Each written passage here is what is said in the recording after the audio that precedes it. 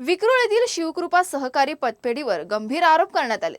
मयत कर्जदार प्रमोद शिरोडकर यांना जिवंत दाखवून न्यायालय आणि शासकीय यंत्रणांची दिशाभूल केल्याचा आरोप तक्रारदार प्रल्हाद शिरोडकर यांनी केलाय।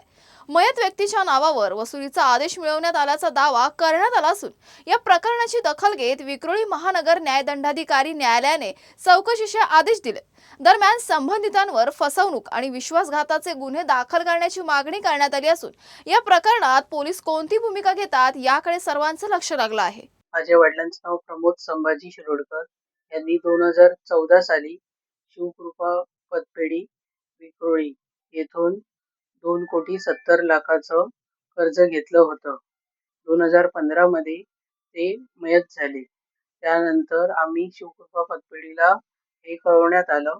त्यांनी त्यांचे LICचे डेथ क्लेम सुद्धा घेतले 2015 मध्ये। यानंतर 2015 पासून ते 2021 पर्यंत आम्ही पतपेढीपर्यंत वेळोवेळी आमच्या कर्जाबाबत काही सवलत करून देण्याबद्दल रिक्वेस्ट केली, परंतु त्यांनी काही न जुमानता 2021 ला आमचं घर व दुकान यांची जप्ती केली आणि 2023 ला आमच्या घराचा लिलाव करून आतापर्यंत आमच्याकडून 4,60,00,000ची कर्ज वसुली केली। तरीही आज 2026 मध्ये ते आमच्याकडे 2,30,00,000ची कर्जाचं मागणी करत आहे व आमच्या SRAच्या घरांवर जप्ती करण्यासाठी नोटिसा पाठवत आहे।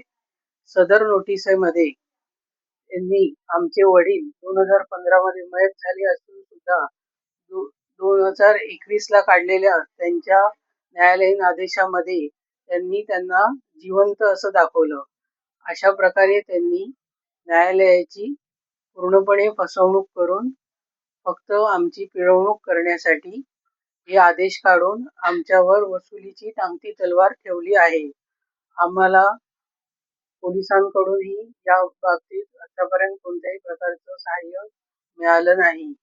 आम्हाला शासनाने या अशा पतपेढी संस्थांवर कायदेशीर कारवाई करून आमच्यासारख्या सामान्य नागरिकांची पिळवणूक थांबवावी।